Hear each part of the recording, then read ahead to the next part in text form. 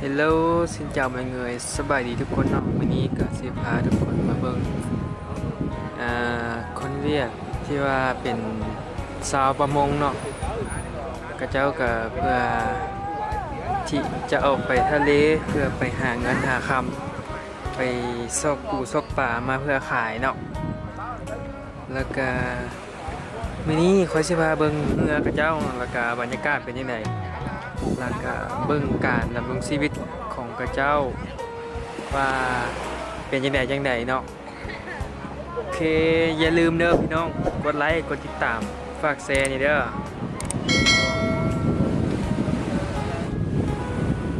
สิพามาเบิ่งอันนี้เนาะเรือของกระเจ้าเรือนี่แม่นเฮ็ดจากไม้ไผ่กระเจ้าสารเรียงกันเลยมาเฮ็ดแบบนี้เนาะแล้วก็ทางนอกก็คือซีเมนต์ตาบอย่างมาต่อยบ่คืออย่างมาต่อยเนาะแล้วก็นี่ก็มีอันนี้แม่นเนี่ยตักป่าเนาะ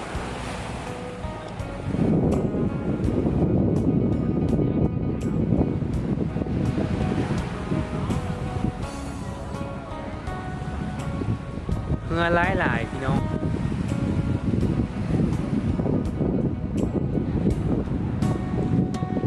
นี่ก็เจ้าก็เกี่ยมน้ำมันเนาะน้ำมันเพื่อที่จะเอาไปใส่เรืออยู่นี่หลายพอใส่เรือแล้วก็คือซีเมนต์ออกไปทะเลไปหาปูหาปลาอยู่ทะเลเพื่อมาขายเนาะ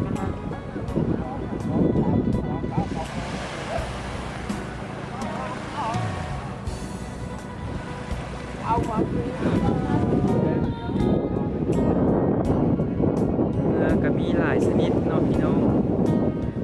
ทั้งเรือน้อยเรือใหญ่แล้วก็มีหลาย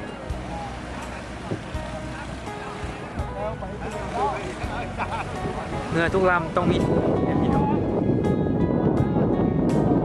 คือสิเป็นเพื่อที่จะแบบว่าออกไปนอกคือสิเป็นหลายคนเลยติดถุงใส่เลยเป็นสัญลักษณ์บางเรือกับกระเจ้าเฮ็ดจาก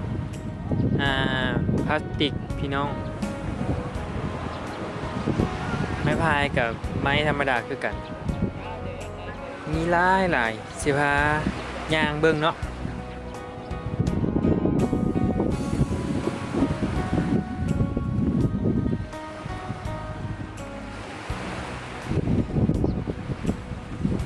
สิพายางเบิ่งเด้ออันนี้คือสิเป็นบนไว้นั่ง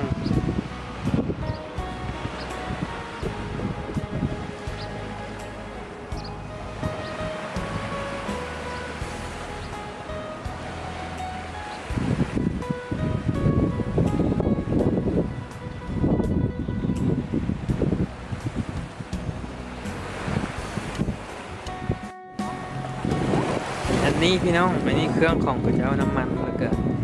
เสบียงอาหารมีทูบน้ำทูบกันยุงแล้วก็มีแนวกินมีเสื้อผ้าน้ำเนาะ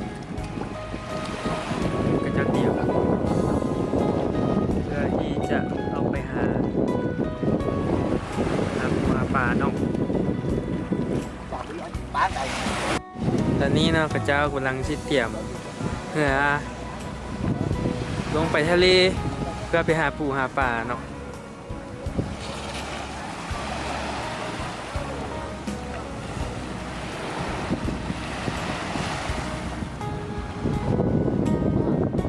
จ้าก็มีความสามัคคีเนาะ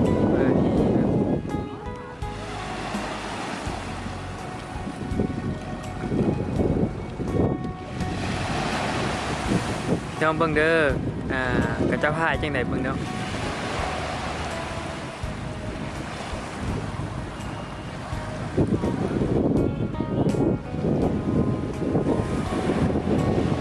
กระเจ้าพายแบบว่าเอา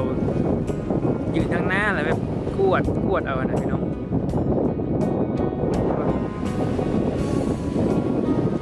ก็เจ๋งเลยจะโป้อีกพี่น้องมันกระเจ้าพายหลายๆคนก็คือสิบ่เคยเห็น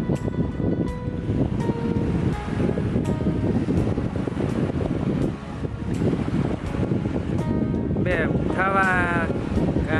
คือถ้าคนคือเฮาคนธรรมดาเนาะบ่เคยพายเรืออยู่ในทะเลก็คือสิพายบ่เป็นอันนี้แม่นก็จะสำนานแล้วโอเคขอบใจทุกคนเด้อที่เข้ามาเบิ่งช่องของค่อยมื้อนี้ขอบใจหลายๆเนาะ